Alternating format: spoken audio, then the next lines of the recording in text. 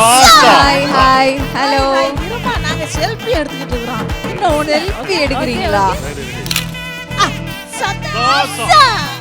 எடுத்துட்டீங்களா? Selfie காத்தாய் ma'am, இதுதானே படத்துலயும் பண்ணிட்டு இருக்கீங்க, இன்டர்வியூக்கும் வந்துமா? ஆமா, அது அதுல கெட்டப்ல இருந்தோம். இது நாங்க நார்மலா இருக்கோம்ல, எடுக்க வேண்டாமா? ஓ, அந்த கெட்டப் வேற, இந்த கெட்டப் வேற. இது வேற. இந்த ஒரு நிமிஷம் முடிச்சிட்டு வந்துடுறேன் மேம். பலே வெள்ளைய தேவா, இந்த படம் பார்த்தவங்களுக்கு தெரிஞ்சிருக்கும் அண்ட் பார்க்க போறவங்களுக்கு சொல்றேன். இந்த படத்துல இவங்க பாத்தீங்கன்னா செல்ஃபி காத்தாயே நடிச்சிருக்காங்க. அண்ட் கிராமத்துல இருக்கிற இவங்க நிறைய பேர்கிட்ட போய் செல்ஃபி எல்லாம் எடுத்து பயங்கர அலப்பறை பண்ணிட்டு இருக்காங்க. அதே மாதிரி தான் இன்னைக்கு நம்மளுடைய இன்டர்வியூலையும் ஸ்டார்ட் பண்ணியிருக்காங்க. ஸோ பயங்கரமா இன்னைக்கு இன்டர்வியூ நம்ம ஜாலியாக என்ஜாய் பண்ண போறோம். ஸோ பார்த்துக்கிட்டே இருங்க. இந்த படத்துடைய ஹைலைட்டான விஷயங்கள் நிறைய பேச போறோம். நாங்க அதுக்கு தானே வந்திருக்கோம். நீ லேட்டா வரேன்னா நாங்க செல்ஃபி எடுத்துட்டாங்க. நம்மள கேட்டிட்டு இருக்காங்கப்பா. லேட்டா வந்துச்சு, அதனால தான் நம்ம செல்ஃபி எடுத்துட்டு இருந்தோம். ஓ, அப்படி மாத்திட்டீங்க. சரி, ஓகே ஃபைன் மேம். இந்த செல்ஃபி காத்தாய் இந்த பேர்ல நடிச்சிருக்கீங்க. இந்த பேர் எப்படி இந்த கேரக்டருக்கு வந்துச்சு? அதாவது இந்த கேள்வி என்கிட்ட கேட்டா நான் எப்படி பதில் சொல்லுவேன்? சரி, அப்ப அதை விக்கிறவங்க கிட்ட தானே நீ கேட்கணும். சரி, அப்ப அவர்கிட்ட வருவோம் லேட். அப்ப நீங்க சொல்லுங்க, முதல்ல இந்த கேமரா மொபைல் அப்படின்றத நீங்க எப்ப வாங்குனீங்க, ஞாபகம் இருக்கா? அது இருக்கும். வந்த புதுசுலேயே வாங்கிட்டேன்னு நினைக்கிறேன். ஆமா, வந்த புதுசுல வாங்கிட்டேன். ஆனா இந்த படத்துல மட்டும் அந்த கேரக்டருக்காக நான் கொஞ்சம் புதுசா கத்துக்கிட்ட மாதிரி எல்லாமே ஒரு நடிப்பு தானே இல்லையா? கரெக்ட் தான். இந்த செல்ஃபி காத்தாய் ஃபர்ஸ்ட் யார் கூட செல்ஃி எடுத்தாங்க நிஜ வாழ்க்கையில? நிஜ வாழ்க்கையிலயா? நிஜ வாழ்க்கையில அப்பெல்லாம் இந்த செல்ஃபி எல்லாம் எடுக்கிறதுக்கு நோன்றதுக்கெல்லாம் நமக்கு ரொம்ப தெரியாது. அப்போ கொஞ்சம் கொஞ்சமா போக போக போக பழகத்தானே எல்லாமே தெரியும். அப்புறம் செல்ஃபி. ஆனா நான் செல்ஃபி எப்பவும் எடுக்க மாட்டேன். என் கூட நிறைய பேர் செல்ஃபி எடுத்துப்பாங்க. அதான் விஷயம். இல்ல கரெக்ட். ஆனா யார் கூட நீங்க எடுத்தீங்கிறது ஞாபகமே இல்ல. கொஞ்சம் கூட எடுத்தேன்னு நான் எப்படி பப்ளிக்கா சொல்றேன்? இதெல்லாம் கொஞ்சம் ஓவரா இல்ல? சரி, ஓகே. அதுதான் நீங்க சொல்லல. இல்ல யார் கூட எடுக்கணும்னு ஏதாவது ஆசை இருக்கா? இல்லை, எனக்கு தான் பாருங்க, இப்போ சசி சார் இருக்காரு, யார் கூட வேணாலும் எடுக்கலாம். இப்போ அதுக்கெல்லாம் ஒரு லிமிட்டேஷனே கிடையாது. யாரை பார்த்தாலும் சரி, ரோட்டில் வரவங்க கூட வாங்க ஒரு செல்ஃபி எடுக்கலாம் அப்படின்றாங்க. அதனால யார் கூட வேணாலும் எடுக்கலாம். சூப்பர் மேம், அழகாக சொன்னீங்க. அண்ட் சார், நீங்கள் ஒரு ஹீரோ, ஒரு டிரெக்டர், ஒரு ப்ரொடியூசர்.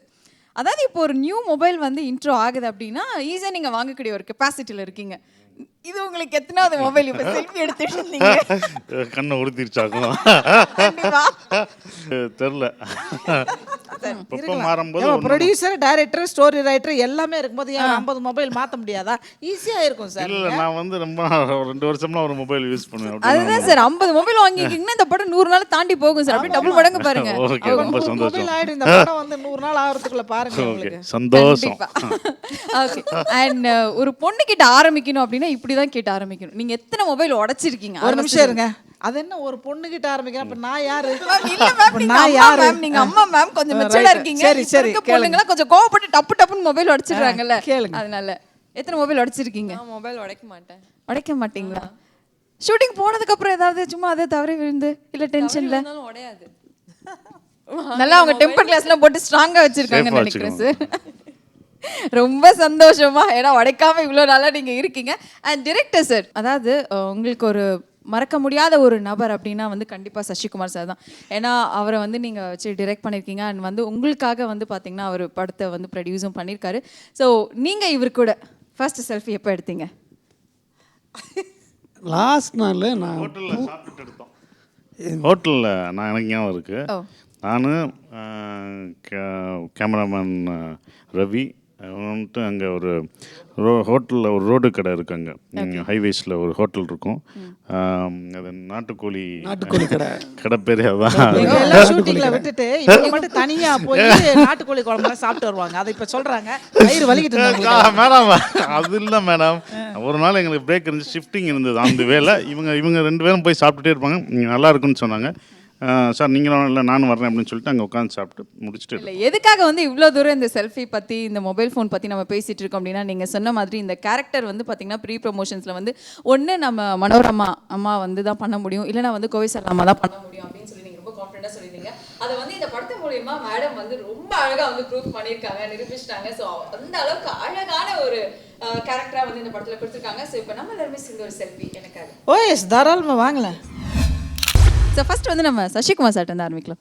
இது வரைக்கும் நீங்கள் அருவா தூக்கிட்டு இருந்தீங்க. ஆனால் இந்த படத்தில் அசத்தலான காமெடியில் நடித்து எல்லாரையுமே படம் முழுக்க சிரிக்க வச்சுருக்கீங்க.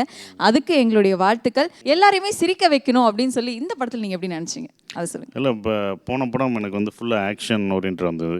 கிடாரி, அதுக்கு வந்த படங்கள் எல்லாமே அப்படி தான். ஸோ இந்த கதை சொன்னோன்னே எனக்கு பிடிச்சிருந்தது. பிரகாஷ் சொன்னோடனே full and full family entertainer. ஒரு காமெடி இருக்குது.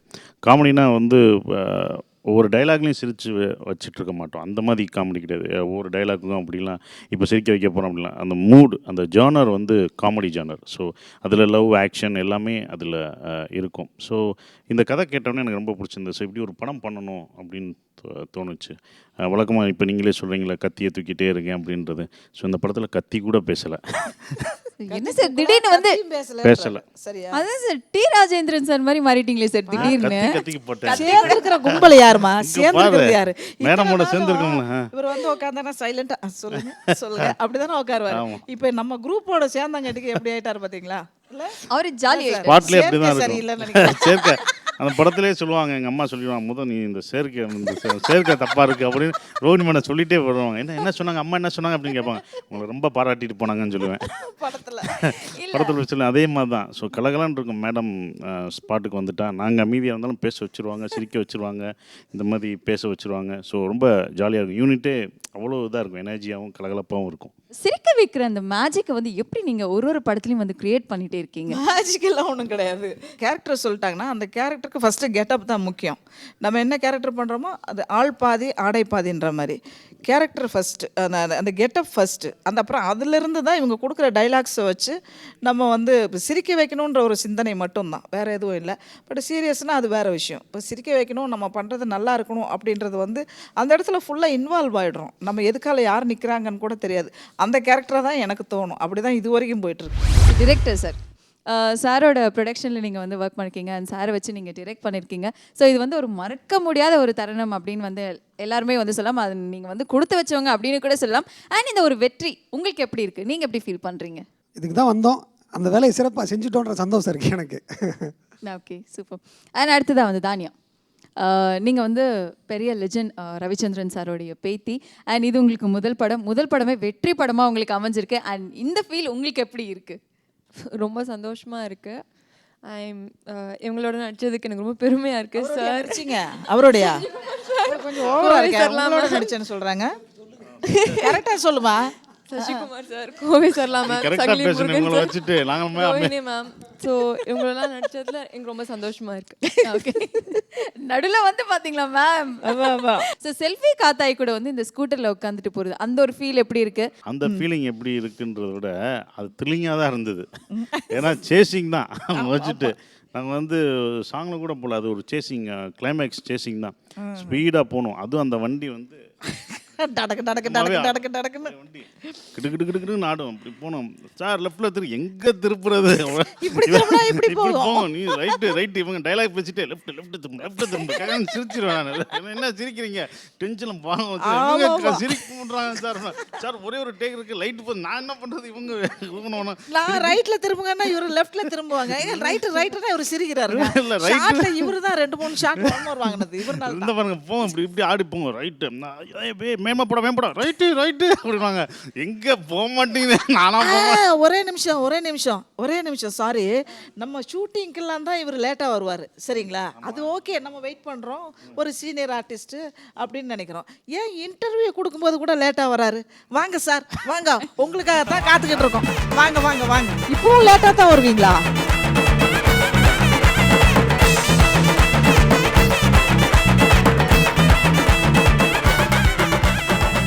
சார் வணக்கம், வாழ்த்துக்கள். ஒரு வெற்றி படத்தில் வந்து நீங்களும் இணைஞ்சிருக்கீங்க, எங்களுக்கு ரொம்ப சந்தோஷமா இருக்கு. அண்ட் உங்களை பற்றி அவங்க தான் கொஞ்சம் கமெண்ட் பண்ணிட்டு இருந்தாங்க, அதை நம்ம திரும்பவும் நம்ம ஸ்டார்ட் பண்ணிடலாம் சார். கமெண்ட் பண்ணல, லேட்டா இங்கேயும் அவர் எப்பவும் வழக்கம் போல பண்றது அவருக்கே தெரியும், எங்களுக்கும் தெரியும். அண்ட் நீங்க வந்து பாத்தீங்கன்னா எல்லாரையுமே வந்து கொஞ்சம் வில்லத்தனமா நடிச்சு கொஞ்சம் பயமுறுத்தியும் வச்சிருக்கீங்க. ஆனா இந்த படத்துல வந்து பாத்தீங்கன்னா முழுக்க நீங்க எல்லாருமே சிரிக்க வச்சிருக்கீங்க. அது எப்படி? இதை பத்தி சொல்லுங்க. நடிப்புங்கிறது அப்படியே நாளாக எப்படி பழம் பழுக்க சுவையாக இல்லை, அது அவர் வீட்டில் அப்படியே பழகிட்டார். அதனால நேச்சுரலாக அது வந்தோடனே செட்டுக்கு வந்தோடனே அதே மாதிரி. அதனால் படம் பூரா கதை திரைக்கிற வசனம் ரொம்ப அருமையாக நல்ல யூனிட்டு. இப்படி வேலை பார்க்குறதுக்கு ரொம்ப மகிழ்ச்சியாக கிட்டத்தில் வந்து சொல்லுவார், ரியாக்ஷனோடு சொல்லுவார். உண்மையாக தான். ஏன்னா முழுக்க நம்ம கதாபாத்திரம்னா அவருக்கு தான் தெரியும். யாருக்கு இயக்குனருக்கு தெரியும், கதை வசனம் திரைக்கசனம் அவர் தான், பிரகாஷுக்கு தான் தெரியும். அதனால் அப்படி பண்ணுங்க. நம்ம சரி ஒரு பொண்ணு போவா, அவளை பார்க்குறது இதெல்லாம் சொல்லியெல்லாம் தர வேண்டாம், நேச்சுரலாகவே அது அது ரியலாக பண்ணுறது வேற, பார்க்கும்போது ஆன்னு பார்க்குறது வேற. இந்த இடத்துல அப்படி தான் பார்க்கணுங்கிறது நமக்கு தெரியாது. அவர் இப்படி சொல்கிறது கடமை. சொன்ன உடனே ஊதுனா தானே சத்தம் வரும், ஊத வேணாமா? இந்த படத்தில் ஒரு சீனில் அழுது நான் கொஞ்சம் ஜர்க்காயிட்டேன். ஆனால் நான் உண்மை அன்றைக்கி கேட்டது அந்த ஷார்ட் முடிஞ்சேன்னு சொன்னேன். மனோரமா அழுத மாதிரி சத்தம் கடிச்சு எனக்கு அப்படின்னு. என்னங்க? ஆமாம், நான் அவங்களோட நிறைய படம் நடிச்சிருக்கேன். எனக்கு ஃபேராகவும் நடிச்சிருக்காங்க நிறையா படம். அவங்க ஃபீல் பண்ணுவாங்க, ஃபீல் ஆகி நல்லா ஆக்ட் பண்ணுவாங்க. ஏன்னா ஹீரோயினாக இருந்தவங்க ட்ராமா கமெண்டில். அதனால் அப்புறம் காமெடி ஆக்கப்பட்டான். அதனால் எந்த விஷயம் பார்த்தீங்கன்னா அவங்க நடிப்பாங்க. என்னைய சொன்னீங்களே, நீங்கள் கேட்டீங்களே, இது எப்படி காமெடி ஜிகிரதம் தான் பண்ணேன், கையை பிடிச்சி தான் காமெடி இருந்துச்சு. இது மாதிரி நிறையா எல்லாமே வெரைட்டியாக பண்ணுறது தான். இது அழுகிறத பார்த்துட்டு அப்படி நான் பார்த்ததே இல்லை. ரொம்ப ஃபீலாக இருந்துச்சு. சீன் அப்படி ஃபீல் ரொம்ப நல்லா பண்ணாங்க. ரொம்ப எமோஷ்னலான ஒரு சீன், எனக்கு பிடிச்ச சீன் அதுவும் கூட. அவங்க அப்போ அவங்ககிட்ட நான் சொன்னேன், பிரகாஷ்னே சொல்லுவாங்க, என்றைக்குமே வந்து நம்மளை சிரிக்க வச்சுட்ருக்கவங்க, நம்மளை ஃபுல்லாக காமெடி பண்ணிகிட்ருக்கவங்க, நம்மளை ஆடியன்ஸை சிரிக்க வச்சுட்ருக்கவங்க அழுதா நம்மளை லைட்டாக அழுதாலே நமக்கு வந்து இதாகிடும், நம்மளுக்கு பாதிக்க ஆரம்பிச்சிடும். ஸோ அந்த சீன் அப்படி தான் இருக்கும். இப்போ நான் பார்க்கும்போதும் அதுதான் இருக்கும். எப்போ பார்த்தாலும் எடிட்டிங்கில் பார்க்கும்போதும் அந்த இடத்துல ஃபீல் ஆகிறது எப்போதும் இருக்கும். நான் பார்த்துட்டு வந்து கூட சொன்னேன், எடிட்டிங்கில் பயங்கரமாக இருந்தது அப்படின்னு சொன்னேன். என்னென்னா அது எமோஷனல் ஆகிடும். நம்மளை சிரிக்க வைக்கிறவங்க அழுதுட்டா, என்னடா இவ்வளோ வேறு நம்ம சிரிக்க வச்சுருந்தாங்க, என்னடா அழுகிறாங்க, அவங்க அழுகிறாங்கன்ற போது அது நம்மளை ரொம்ப ஹர்ட் பண்ணும், ரொம்ப பாதிக்க வைக்கும். ஸோ அது ரொம்ப ரொம்ப அழகாக சூப்பராக பர்ஃபார்ம் பண்ணுவாங்க. டர்ன் பண்ணி நடந்து ரொம்ப நேரம் அந்த நடந்து வர்றதை வந்து ரொம்ப நல்லா இருந்துச்சு. மேம், நீங்கள் வந்து ஊரில் சங்கிலி முருகன் சார் நடிச்சு ஃபர்ஸ்ட் படம் பார்த்து ஏதாவது ஞாபகம் இருக்கா உங்களுக்கு? ஊரில் அப்போ பார்த்தது இப்போ சுத்தமாகவே அடையாளம் தெரியாது. அப்போ வந்து பயங்கரமாக இருப்பார், இவ்வளோ நிறைய முடியெல்லாம் வச்சுக்கிட்டு. நான் பாக்யராஜ் ரசிகர் மன்ற திறக்கிற டோரும் போவோம். ஆமாம், நான் வேகமாக முன்னாடி போய் திரும்பி பார்ப்பேன். அங்கே நான் இவரை அதிகமாக பார்த்தது எப்படின்னா, அனுராதாவை ஜெயமாலினே டான்ஸ் ஆடும்போது நடுவில் நின்று ஆடுவார். அதில் தான் நான் பார்த்துருக்கேன். கரெக்டா? அதான் அதில் தான் நிறைய பார்த்துருக்கேன். ஆனால் அப்போவே நீங்கள் யோசிச்சு பாருங்கள், அப்போவே அவங்க அப்படி டான்ஸ் ஆடிருக்காருன்னா இப்போ என்ன பண்ணுவாருன்னு யோசிங்க. அதனால தான் மேம் அது வந்து இன்னொரு விஷயம் என்னன்னா, இப்போ கூட எது சொன்னாலும் ஓட சொன்னால் ஓடுறாரு. டைமிங்கு என்ன டைமிங்கு, அந்த எனர்ஜி. இப்போ இவர் கூட எல்லாம் நடிக்கும்போது நமக்கு எனர்ஜி வருது. இப்போ இவர் இப்படி பண்ணுறாரு, நம்மளும் பண்ணணும் அப்படின்றது இல்லையா? அதே மாதிரி இப்போ இப்போ நாங்கள் வந்து இந்த காமெடி குரூப்ஸுன்றது இப்போ இவருக்கு ஓரளவுக்கு டச் இருக்கும். இவர் சார் தான் ரொம்பவுமே வந்து இல்லை, அவர் சிரிச்சு வச்சுருவார், நல்லா நடிச்சிட்டு இருக்கும்போது இவர் சிரிச்சிடுவார். ஆனால் இப்போ எங்களோட செட் ஆகிட்டார். ஸோ இந்த ஸ்கிரிப்டுக்காக நீங்கள் எவ்வளோ மெனக்கட்டிங்கன்னு சொல்லுங்கள் சார். இது ஒரு 3 வருஷமாக எழுதுன ஸ்கிரிப்ட். இது ஒரு படம் முடிச்சுட்டு வெளியே வந்துட்டு சரி நம்ம எழுதணும் அப்படின்னு சொல்லி உட்காந்து எழுதுகிறப்போ ஒரு 3 வருஷமாக பண்ண அந்த ஸ்கிரிப்ட். அப்போது ஒவ்வொரு கதாபாத்திரத்துக்குள்ளேயும் போயிட்டு வெளியே வந்து போயிட்டு வெளியே வந்து தான் எழுதுகிற மாதிரி இருந்தது. அதில் இப்போ நான் காத்தாய் எனக்குள்ளே வந்தாங்கன்னா நான் காத்தாயை மாதிரி காத்தாய்க்குள்ளே போயிட்டு வந்துட்டு தான் நான் எழுத முடிஞ்சது. அதே மாதிரி சாரோட கதாபாத்திரத்தையும் அது மாதிரி தான், சாரோட கதாபாத்திரங்கள் அது மாதிரி தான். அப்படி உள்ளே போயிட்டு வர்றப்பெல்லாம் அந்த கதாபாத்திரமாக மாறி வர்றப்போ எனக்கு ஈஸியாக இருந்தது. அது ஷூட்டிங் ஸ்பாட்டில் இப்போ சார் சொன்ன மாதிரி அந்த நேரத்தில் அந்த கதாபாத்திரம் இதான் பண்ணுன்ற விஷயம் எனக்குள்ளே இருந்ததுனால அது இப்படி பார்க்கணும் சார் அப்படி அதை தான் சார் சொல்கிறாங்க. அது திரைக்கதை எழுதுகிறப்பே முடிவு பண்ண விஷயம் தான். அந்த கதாபாத்திரம் இப்படி தான் சிரிக்கணும், இந்த அளவுக்கு தான் சிரிக்கணும், இந்த இடத்துல அழுகணும், இந்த அழுகை இந்த அளவில் இருக்கணுன்ற வரைக்கும் முடிவு பண்ணப்பட்டுச்சு எல்லாமே. கோவிசல்லா மேம்க்கும் சங்கிலி முருகன் சாருக்கும் தான் ஒர்க் அவுட் ஆகும் அப்படின்னு சொல்லி எந்த ஒரு இடத்துல நீங்கள் யோசிச்சிங்க? இது இந்த கிரெடிட் சார் கரெக்ட். ஃபஸ்ட்டு அவர் கதை சொல்லும் போதும் அதுதான், எனக்கு கோவிசல்லாமா தான் இங்கே வந்தாங்க. அவங்கள்ட்ட போய் கதை சொல்லுங்கள், அவங்கள தவிர வேறு யாரும் அதில் நடிக்க முடியாது, அவங்க இல்லாட்டினா. ஏன்னா ஃபஸ்ட்டு ஃப்ரேம்லே அந்த பாட்டி இவர் சொன்ன காத்தாய் செல்ஃபி காத்தாய் வந்து ரொம்ப அற்புதமாக, அது வந்து நான் சொன்னது ஃபஸ்ட்டு ஃப்ரேமில் வந்து நிற்கும் போதே அவங்கள பிடிச்சிடணும். அப்போ அவங்க தான் இப்போ பிடிக்கும். ஏன்னா ஃபுல் அண்ட் ஃபுல் காமெடி, அவங்க ஷோல்டரில் தான் கதையே இருக்குது, அவங்க மேலே தான் அந்த கதை ட்ராவல் ஆகுது அப்படின்ற ஒரு விஷயம். அப்படி ஒரு அதை தாங்கக்கூடிய ஒருத்தவங்க வச்சோம். அப்புறம் அவங்கள ஜோடி சங்கிலி முருகன் சார் அப்படின்னு சொல்லி ஒரு இதுக்கு வந்தோம். இது கரெக்டாக இருக்கும் அப்படின்றது. என்னென்னா நான் போன படத்திலே பிரசாத் சொன்னது, சங்கிலி முருகன் சார் ஒரு கேரக்டருக்கு ஒரு காமெடி கேரக்டர் இருந்துச்சு, அதில் பண்ணுவோமோ அப்படின்னும்போது அதை யோசிச்சுட்டு இருந்தோம். அதுக்கப்புறம் காளை சார் அது பண்ணார்.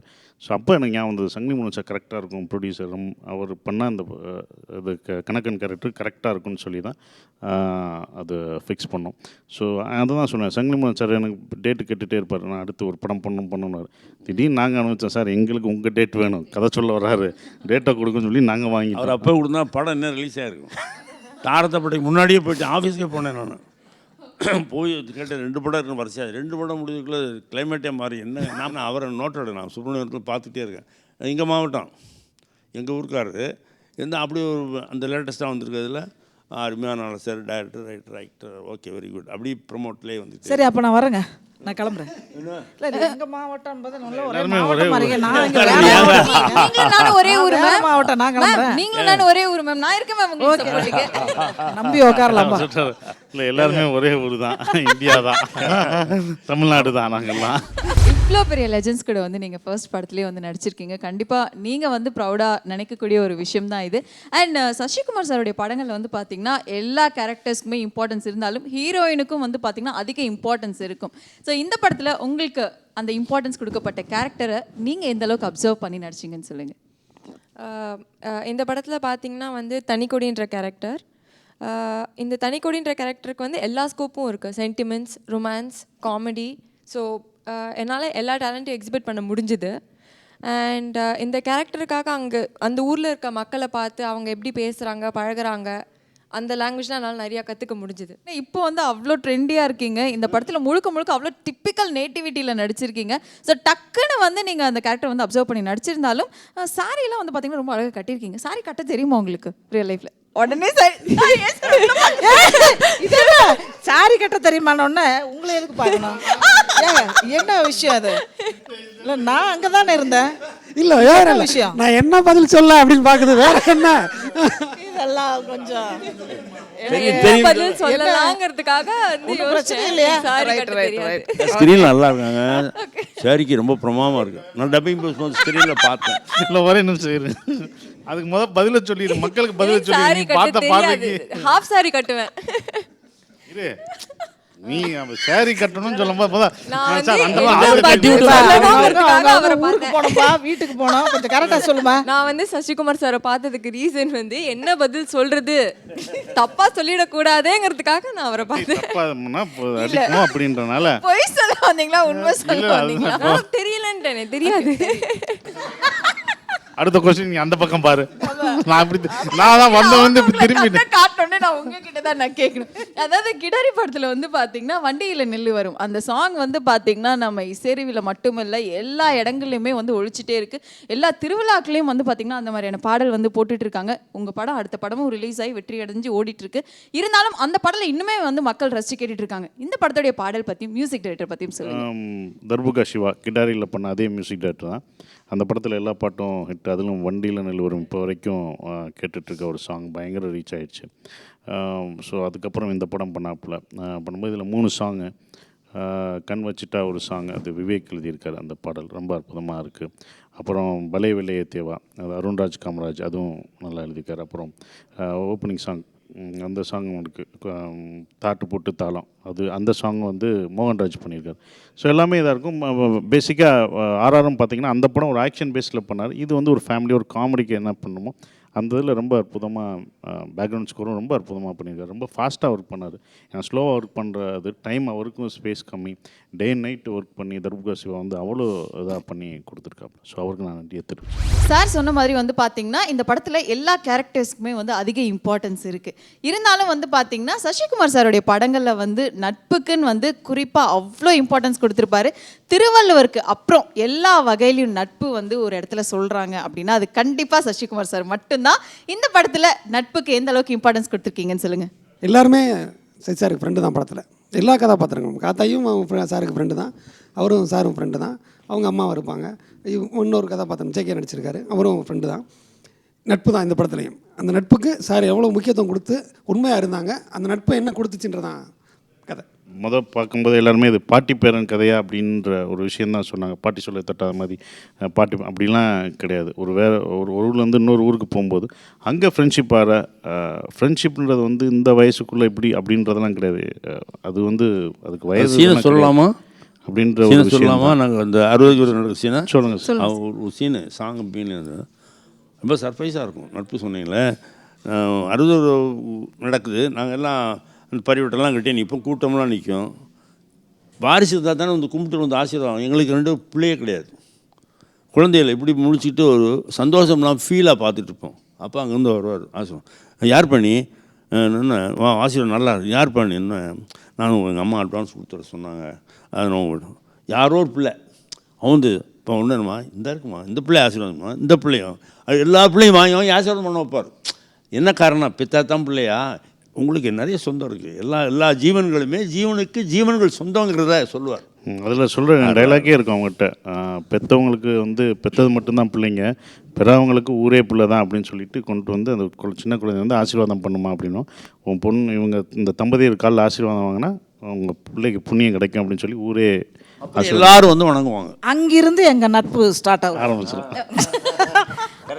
இந்த ஒரு நட்பை பற்றி சொல்லிட்டீங்க, தாத்தா பாட்டி பாசமும் சொல்லிட்டீங்க, லவர் பாசமும் சொல்லிட்டீங்க, அம்மா பாசம் சொல்லவே இல்லையே ரோஹிணி மேம் பற்றி. அம்மா பாசம் வந்து ஃபஸ்ட்டு ஷார்ட்லேயே எங்களோட இன்ட்ரொடக்ஷனே அம்மா பையனுக்கான இன்ட்ரொடக்ஷன் சேமாக தான் இருக்கும்.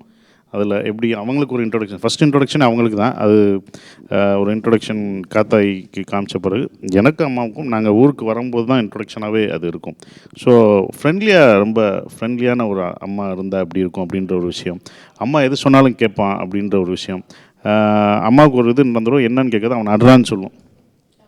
வில்லைங்க எது கூட்டிகிட்டு போய் இவனாடி அவனாடின்னு சொல்லுவேன், அடிச்சுக்கிட்டே இருப்பேன். அடித்து முடிச்ச பிறகு அம்மா எதுக்கு என்ன அடிக்க சொன்னேன் அப்படின்னு, எதுக்கு நீ கேட்கலையா அப்படின்னு, நீ அடிக்க சொன்ன அடித்தேன் அப்படின்னுவேன். ஸோ அப்படி தான் அவங்களுக்குள்ள ஒரு ரிலேஷன்ஷிப் பண்ணிட்டு இங்கே வாடா சக்தி அப்படின்வாங்க, வருவான் அந்த வா அப்படின்னு இழுத்துட்டு போங்க, எங்கே இழுத்துட்டு போங்கன்னு தெரியாது, கூப்பிட்டு போய் அவனை அடிக்கணுவாங்க. அடிப்பேன், எல்லாத்தையும் அடித்து முடிச்சுட்டு கடைசி முடிச்சு வெளில வரும். அம்மா எதுக்கு அவங்களை அடிக்க சொன்னேன் அப்படின்னு. அது தெரியும், ஏன்னு கேட்காம தான் இருந்தேன். இல்லை நீ சொல்லலை அதனால இதெல்லாம். அப்புறம் அம்மா சொல்லுவாங்க, ரிவீல் பண்ணுவாங்க. ஸோ அப்படி தான் அவங்களுக்கான அந்த 2 கேரக்டருக்கான உங்களுடைய நட்பை பற்றி நீங்கள் ஆரம்பிச்சிங்க. குறிப்பாக நான் சொல்லணும், சரளா மேம் வந்து பார்த்திங்கன்னா ஒவ்வொரு படத்துலையும் ஏதாவது ஒரு டயலாக் வந்து எல்லாருக்கிட்டையுமே கேட்ச் ஆகிடும். அண்ட் இப்போ ரீசெண்டாக வந்து பார்த்திங்கன்னா கண்ணு ராகவா, இது நான் சொல்கிறது இல்லை சரியில்லை. ஸோ நீங்கள் அவ்வளோ கேட்சியாக இருந்தது. இப்போ வந்து கோவை சரளா மேம் அப்படின்னு சொன்னே டக்கு நிறைய பேருக்கு வந்து அந்த ராகவாவோட டயலாக் தான். அதே மாதிரி இந்த படத்துலையும் அவர் வந்து ஏதாவது செல்லமா இந்த மாதிரி வம்படி ஏதாவது கூப்பிடுறீங்களா? இருக்கு சந்தோஷம், அதான் அதான் அதான் அது இருக்கு. சந்தோஷம் மட்டும்தான். ஆமாம். அவர் எதுவும் அப்படிலாம் அது சதி சதி, அதான் சதி சத்தி. ஓகே சக்தி ப்ரோ அப்படின்னு சதி ப்ரோ ப்ரோ என்ன அந்த அளவுக்கு ஃப்ரெண்ட்லியா கூப்பிடுவோம். அதாவது வில்லேஜ்ல இருக்க ஒரு மாடர்ன் பார்ட்டி. ஆமா ஆமா கண்டிப்பா. பாத்தீங்கன்னா அது 3G 4G பத்தி எல்லாம் பேசும் அது.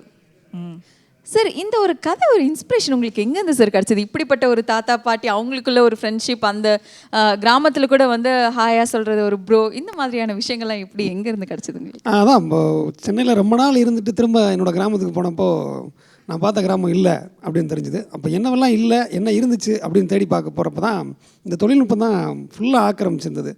எல்லாருமே டிவியில் தான் உட்காந்தாங்க. முன்ன மாதிரி யாரும் டீ கடையில் உட்காரதில்லை, திண்ணையில் உட்காரதில்லை. அங்கே உட்காந்து முன்னாடி ரோட்டில் உட்காந்து பேசிகிட்டு இருப்பாங்க, எல்லோரும் சிரித்து பேசிகிட்டு இருப்பாங்க. அது எல்லாமே இல்லை கிராமத்தில். இப்போ என் கிராமம் மட்டும் இல்லை, டோட்டல் தமிழ்நாடு ஃபுல்லாக அந்த கல்ச்சரே அழிஞ்சிருச்சு. இப்போது எல்லோரும் சொந்த பந்தங்களை உட்காந்து பேசினது, சிரிச்சுக்கிட்டு இருந்தது, இது எல்லாமே மிஸ் ஆகிடுச்சு. அதான் அங்கே தான் அந்த கரு அங்கே தான் கிடச்சிது எனக்கு. அங்கேருந்து ஆரம்பிச்சது. அப்போ அப்படி போயிட்டுருக்கப்போ பாட்டிகள், நான் பார்த்த பாட்டிகள் தான் எல்லாருமே. ஒரு 100 பாட்டிகள் கலவை தான் ஒரு காத்தாயி நான் கொடுத்துருக்கேன். ஆமாம் ஆமாம் ஆமாம். ஓகே. சசிகுமார் சார் வந்து பார்த்தீங்கன்னா ஒரு மிகப்பெரிய நடிகர் அப்படிங்கிறது தன்னுடைய ஒவ்வொரு படத்துலையுமே வந்து ப்ரூஃப் பண்ணிட்டு இருக்காரு. அவர் நடிக்கிற ஒவ்வொரு சீன்லையுமே ஏதாவது ஒரு சின்ன விஷயம் வந்து நம்மளை வந்து ரசிக்க வைக்கும். இந்த படத்தில் நீங்கள் அவர் கூட நடிக்கும்போது இந்த விஷயம் வந்து எனக்கு ரொம்ப பிடிச்சிருக்கு, இந்த சீன் வந்து அவ்வளோ அழகாக பண்ணியிருக்காரு, எனக்கே வந்து பாராட்டணும்னு தோணுச்சு அப்படின்னா வந்து எந்த சீன் சொல்லுவீங்க? நான் பாராட்டுற அளவுக்கு இன்னும் வரலையே. நான் ஒரு ரசிகையா இப்போ நம்ம நார்மலாக படம் பார்க்குறோன்னா அப்பா என்னமா பண்ணியிருக்காருப்பா அந்த சீன் அப்படின்னு நம்ம சொல்லுவோம் இல்லையா? எல்லா சீனுமே நல்லா தானே பண்ணியிருக்காரு. இப்போ சாரி கேட்டதுக்கு லுக் விட்ட மாதிரி விடாதம்மா, உனக்கு எந்த இடத்துல பிடிச்சது அப்படின்றது தான் கேட்குறேன். பார்க்கலாம் சார், இப்போ பார்க்கலாம் சார். நீங்கள் சார் மைக் சார். அந்த 3 சீன் எனக்கு வந்து மாண்டாஜ் சீன்ஸ் எல்லாம் பிடிச்சிருந்தது. ஏன்னா எல்லா கான்வர்சேஷனையும் அவரே ஆரம்பித்தார். ஓகே. என்னால் கான்வர்சேஷன் வந்து so he'll start the conversation. அது அந்த சீன் தான். இப்போ அம்மா சொல்லுவாங்க, நீங்கள் சொல்லுங்கள். ஏன்னா இவரோட முதல் ப்ரொடக்ஷனில் வந்து நீங்கள் நடிச்சிருக்கீங்க, இவர் கூட ஃபர்ஸ்ட் படம் நீங்கள் நடிச்சிருக்கீங்க. ஸோ உங்களுக்கு இவர் கூட நடிச்சதில் வந்து பார்த்தீங்கன்னா எந்த சீன் ரொம்ப பிடிச்சது? எனக்கு ஃபஸ்ட்டு வந்து சசிகுமார் சாருக்கு தான் நான் ரொம்ப தேங்க்ஸ் சொல்லணும். ஏன்னா ரொம்ப கேப்புக்கு அப்புறம் எனக்கு வந்து ஒரு இம்பார்ட்டன்ஸ் கொடுத்து, ஏன்னா யாராக இருந்தாலுமே வந்து ஒரு ஹீரோ ஒரு ப்ரொடியூசராக இருந்து தனக்கு இம்பார்ட்டன்ஸ் ஆன கதைகளை தான் எடுப்பாங்க. ஸோ அவர் அது இல்லாமல் ஒரு மாறுபட்ட விஷயத்தில் வந்து இந்த படம் எடுத்திருக்காரு. ஸோ இன்னொரு ஏதோ ஒரு கேரக்டருக்கு ஒரு இம்பார்ட்டன்ஸ் கொடுத்து ஒரு படம் எடுக்கிறதுன்றது மனசு வேணும். கமர்ஷியல் வேறு, அது வேறு விஷயம். பட் இருந்தாலும் அந்த மனசு வேணும். அந்த மனசுக்கு நான் முதல்ல நன்றி சொல்கிறேன். அதே நேரத்தில் என்னை வச்சு ஒரு கதையை உருவாக்கி அந்த கதைக்கு இம்பார்ட்டன்ஸ் கொடுத்த இயக்குனர் சோலை பிரகாஷ் அவர்களுக்கும் நான் நன்றி சொல்கிறேன். அதுக்கப்புறம் நீங்கள் என்னமோ கேட்டீங்க, நன்றி சொன்னோன்னே எல்லாத்தையும் மறந்துட்டேன். சொல்லுங்கள். இல்ல மேம், சார் கூட நடிச்சது ஏன்னா ஃபர்ஸ்ட் படத்துல வந்து நீங்க நடிச்சிருக்கீங்களா? ஸோ இந்த ஒரு கம்ஃபர்டபுள் உங்களுக்கு எப்படி இருக்கு? அவர் பிடிச்ச சீன் உங்க 2 பேருக்கும் இல்ல, அந்த எந்த சீன் ரொம்ப பிடிச்சிருந்தது? இல்லை, நாங்கள் வந்து நிறைய சேஸில் தான் ரொம்ப பயங்கர காமெடி பண்ணிகிட்டு இருந்தோம். அதுக்கப்புறம் வந்துட்டு இந்த சுற்றி நான் 2 பேரும் வந்து நான் உட்காந்து ரொம்ப ஃபீல் பண்ணி அழுதுட்டு இருக்கும்போது இவர் வருவார். என்ட்ரி ஆகிட்டு இந்த மாதிரி எனக்கும் இதுக்கும் கல்யாணம் அது அந்த இடம் சொல்லுவார். அப்போ நான் ஏதாவது கொஞ்சம் இப்படி பண்ணுங்க அப்படி சொன்னால் கூட அந்த இடத்துல ஈகோலாம் கிடையாது அவருக்கு. நல்லா இருக்குமே அப்படின்னு சொல்கிறேன். நான் கொஞ்சம் யோசித்தேன், நம்ம சொன்னோம்னா அவங்க தான் ஃபீல் ஆவாங்களே, என்ன இருந்தால் ஹீரோ இல்லையா, ஃபீல் ஆவாங்களோ அப்படின்ட்டு நான் கொஞ்சம் லைட்டாக தான் சொல்லி பார்த்தேன். இன்னும் அசைவில்லைன்னு ஒன்றே சொல்ல ஆரம்பிச்சிட்டேன். அப்போ நிறைய விஷயங்கள் அங்கங்கே சொல்லுவேன். ஆனால் என்ன சொன்னாலும் ஃப்ளெக்சிபிளாக இருந்துச்சு. ஆக்ட் பண்ணும்போது ரொம்ப ஜாலியாகவும் இருந்துச்சு. அவர் வந்து அதை ஒரு என்ன இவங்க சொல்கிறாங்க அதெல்லாம் கிடையவே கிடையாது. நல்லா இருந்துச்சு. எனக்கு ரொம்ப பிடிச்ச அந்த இடம் அந்த சீன் தான். எனக்கும் தனிக்குடிக்கும் எனக்கும் அதையும் அப்படின்னு சொல்லுவார். அந்த இடம் ரொம்ப நல்லா இருந்துச்சு. இல்ல மேம், நீங்க சொல்லும் போதே வந்து எங்களால உணர முடியுது. இந்த இன்டர்வியூல கூட வந்து பாத்தீங்கன்னா நீங்க பேசுறது அந்த அளவுக்கு ரசிச்சிட்டு இருக்காரு. சார் எப்பவுமே இப்படி திரும்பி உட்காந்துருப்பாரு. ஆனா இன்னைக்கு கோவை செல்லம் மேம் பார்த்த மாதிரி இப்படிதான் வந்து உட்காந்துருக்காரு. சேஃப்டி சைடு தான் காரணம், வேற ஒன்றும் இல்லை. இப்படியே வந்து ரொம்ப ஈஸியா மிங்கிள் ஆடுவாரு. இல்ல வந்து இந்த சீன் வந்து இப்படி நடிக்கணும் அப்படி நடிக்கணும் அப்படின்னு சொல்லி அதெல்லாம் கிடையாது. அதெல்லாம் ஒன்றும் இல்லை. அது நடிக்கும் பொழுது நாங்கள் விட்டா தானே எங்கே அங்கே போகிறீங்க இங்கே வாங்க அப்படின்னு சொல்லி பிடிச்சிக்கோம்ல. அதனால் எங்களோட நடிக்கும் பொழுது எங்களோட தான் இருப்பார். மற்ற நேரத்தில் எல்லாம் அங்கே போய் எவ்ரி ஷாட் ஏன்னா அந்த பர்ஃபெக்ஷன் பார்ப்பார் நிறைய. எவ்ரி ஷாட் பர்ஃபெக்ஷன் இருக்கா, ஆர்டிஸ்ட்டு விக்கு அந்த இல்லை கண்டினியூட்டி எல்லாம் கரெக்டாக இருக்கா. அது இன்னொரு முக்கியமான விஷயம் சொல்லணும். அதாவது இன்றைக்கி இருக்கிற காலகட்டங்களில் சினிமாக்களில் வந்து கொஞ்சம் கிளாமராக கொஞ்சம் ட்ரெஸ்ஸு தெரியணும் அப்படின்னு தான் நிறைய எல்லா படங்களும் இருக்கும். பார்த்திங்கன்னா பாதி இருக்கணும் ட்ரெஸ்ஸு கொஞ்சம் அப்படி இருக்கணும்னு. ஆனால் இவருடைய படத்தில் நான் ஃபஸ்ட்டு டேலேருந்து லாஸ்ட் டே வரைக்கும் பார்த்தது லேடிஸுக்கு ஒரு சின்ன ட்ரெஸ்ஸு கூட அப்படி போகக்கூடாதுன்றதில் நாங்கள் கூட மறந்துடுவோம். நான் ஆக்ட் பண்ணும்போது 2-3 ஷார்ட்டு ஒன் மோர் ஆச்சு. என்னென்னா நம்ம இப்படி கை காலெல்லாம் ஆட்டி நடிக்கும்போது கொஞ்சம் வயிறெல்லாம் தெரிஞ்சிச்சு. கட் ஒன் மோர் சொல்லிட்டு அதுக்காகவே இம்பார்ட்டன்ஸ் கொடுத்து ஒன் மோர் அதுதான் வாங்கியிருக்காரு. அப்போ ஃபஸ்ட்டு டே பார்த்தேன், செகண்ட் டே பார்த்தேன், தேர்ட் டே பார்த்தேன், அதே மாதிரி நடந்துட்டு இருந்தது. 4th டேலேருந்து நாங்களே எல்லா இடத்துலையும் எடுத்து பின்னு குத்திக்குவோம். ஸோ பெண்களை வந்து அவ்வளோ மதிக்கிறார். தன்னுடைய படத்தில் பெண்களை எந்த இடத்துலையும் நம்ம அசிங்கமாவோ ஒரு ஆபாசமாவோ காட்டக்கூடாது அப்படின்ற அது ஒரு ஒரு ஒரு இது இருக்குது பாருங்கள். அது ரொம்ப பாராட்டுறேன். ஏன்னா அது ரொம்ப பெரிய விஷயம், அது எல்லாருக்கும் வராது. அது ரெண்டாவது அவர் கதை மேலே அவருக்கு கான்ஃபிடென்ஸ். பெண்கள் வந்து ரொம்ப எந்த இடத்துலையும் வந்து ஆக்வர்டாக ட்ரெஸ்ஸு மாறக்கூடாதுன்றதில் இந்த கம்பெனியில் தான் நான் ஃபஸ்ட் டைம் பார்த்தேன். இதுக்கு முன்னாடி படங்களில் வந்து பார்த்தீங்கன்னா ஹீரோயின்ஸ் தான் வந்து உங்களை வெரைட்டி லவ் பண்ணுவாங்க. நீங்கள் இந்த படத்தில் அவங்களை வெரைட்டிங்களாமே? அவங்க பாருங்க போய் கம்ப்ளைண்ட்லாம் பண்ணியிருக்காங்க. இல்லை, இந்த படத்தில் பண்ணியிருக்கேன், வெரைட்டி பண்ணியிருக்கேன். அது என்னென்னா அவங்க மிஸ் அண்டர்ஸ்டாண்ட் பண்ணிக்குவாங்க. அதுதான் நான் வேற வேலையை போயிட்டு இருந்தா உங்களை தான் வரட்டுன்னு நினச்சிக்குவேன். அதுக்கப்புறம் ஆனால் வருவார். அதுக்கப்புறம் தான் நான் வந்து அதுக்கப்புறம் வந்து ஒரு சின்ன பிள்ளைய இந்த அம்மா அப்படின்னு சொல்லப்போ இவரை விரட்டுறோம்னு சொல்லிட்டு அம்மா என்னை விரட்டி விடுறாங்க. இதுதான் ஆரம்பிச்சு வச்சிருக்கோம். ஃபிட்டிங் ஐடியா கொடுக்குறதெல்லாம் நாங்கள் தான். இல்லை, இப்போ இந்த படம் சொன்னீங்க சுந்தரபாண்டியில் நான் விரட்டி இருக்கேன். இல்லை சார், நீங்கள் விரட்டினாலும் அவங்க வந்து கரெக்டாக உங்ககிட்ட தானே வந்து சொல்லுவாங்க. நீங்கள் வந்து பார்த்தீங்களா இல்லையே தெரில, நீங்கள் என்னை பார்த்து அடுத்த நாள்லேருந்து நான் உங்களை பார்க்க ஆரம்பிச்சேன்னு சொல்லுவாங்க பாருங்க. அதுக்கு முன்னாடி அவங்களும் தயாராகிட்டாங்க. அதை தான் சொல்ல வரேன்.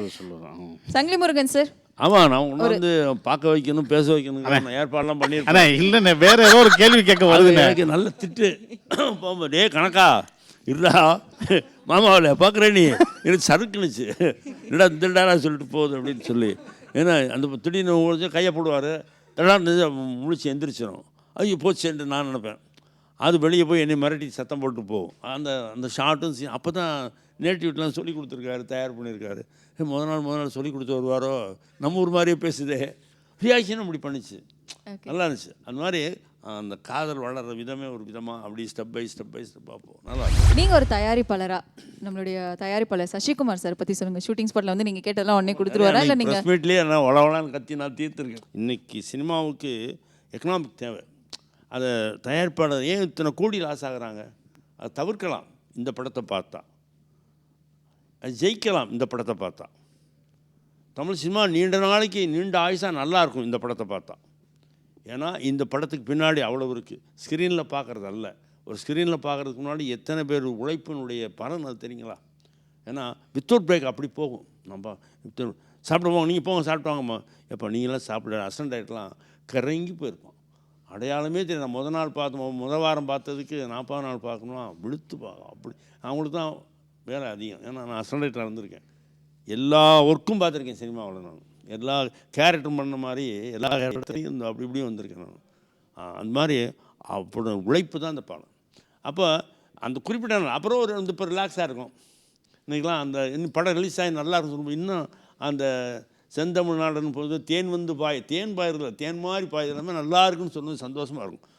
அது மாதிரி சினிமா தயாரிப்புக்கு ஒரு எடுத்துக்காட்டு அந்த படம். அது யாரும் சின்ன ப்ரொடக்ஷன் மேனேஜர்லேருந்து என்னை கடந்துக்கிட்டாருன்னா படம் அவன் எல்லாருமே ஒரு விரதம் இருக்க மாதிரி இருக்கான். 50 நாள் இப்போ படம் முடிக்கணும். தீபாவளி வந்துச்சு. தீபாவளி பற்றி யாரும் கேர் பண்ணல. தீபாவளிக்கு நான் அங்கே தான் இருந்தேன். அப்படி எல்லா சினிமாக்காரங்களும் எல்லாப்பையும் இந்த மாதிரி யோசித்து உட்காந்து ஷூட்டிங் போகிறதுக்கு முன்னாடி உட்காந்து நீ எத்தனை நாள்னாலும் பேசு, அங்கே போய் யோசிக்காத. ஒரு சின்ன காமெடி இடைவெளியாக பேசிக்கிறேன். பிரபல நடிகர், பிரபல டைரக்டர்.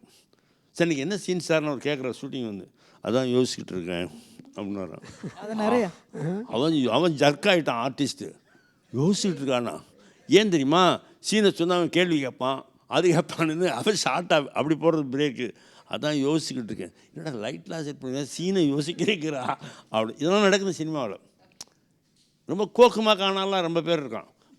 படம் போட்டு படம் வந்தானா ஹூ ஆர் யூ, ஆமாம் நான் தானே, கெட் அவுட் அப்படிமா சொல்லியிருக்கான். யாரும் சொன்னால் பெரிய பூகம்பம் அடிச்சிடும், சொல்லக்கூடாது.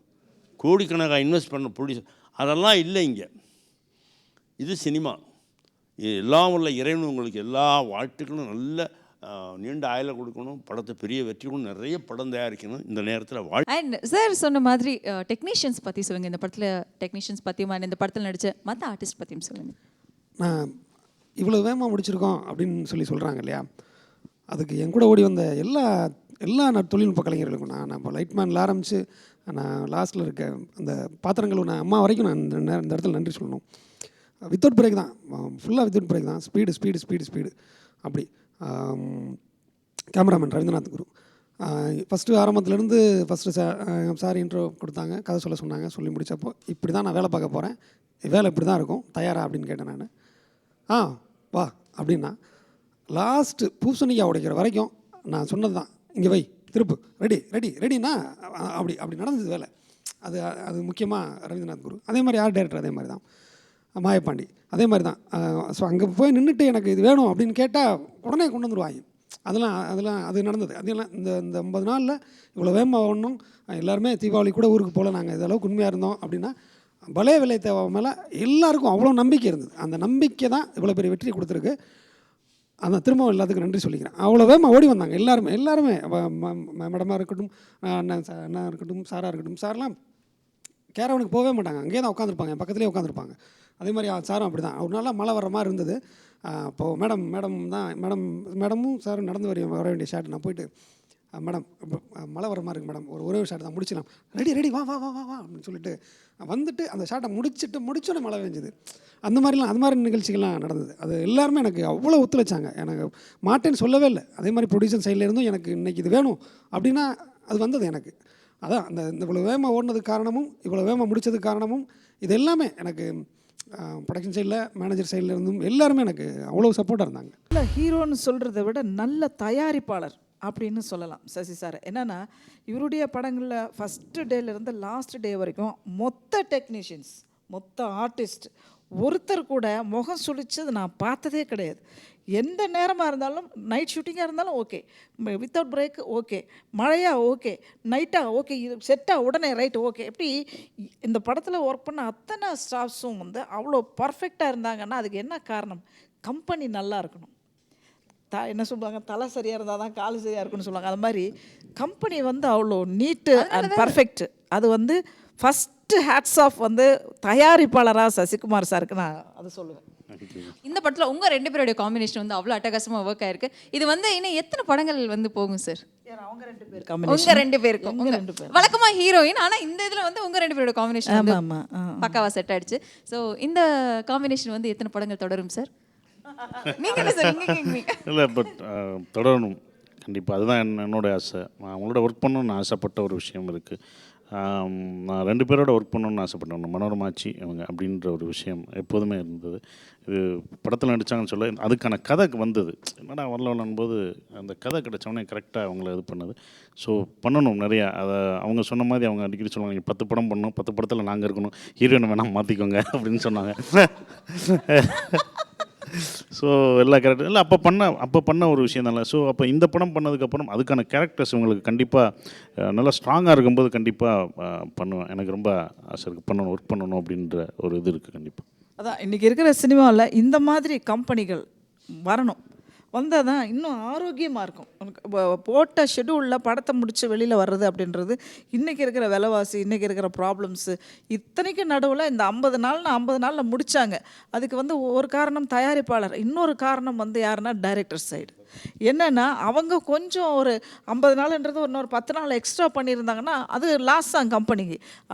இந்த படத்தை பொறுத்த வரைக்கும் ப்ரொடியூசர் ஆகட்டும் டைரக்டர் ஆகட்டும் 2 பேரும் அவ்வளோ பர்ஃபெக்டாக ஒர்க் பண்ணாங்க. அதுக்கு எல்லாரும் சேர்ந்து ஒரு ஹேட்ஸ் ஆஃப் சொல்லிடணும். கண்டிப்பா மேம். அதுதான் வந்து இந்த பலே வெள்ளை தேவா வந்து வெற்றி வெள்ளை தேவா வந்து ஓடிட்டு இருக்கு. ஸோ மேலும் பல வெற்றிகள் அடைய வந்து கலைஞர் டிவி சார்பாக உங்க எல்லாருக்கும் நாங்கள் வாழ்த்துக்கள் தெரிவிச்சுக்கிறோம். Thank you so much. நன்றி.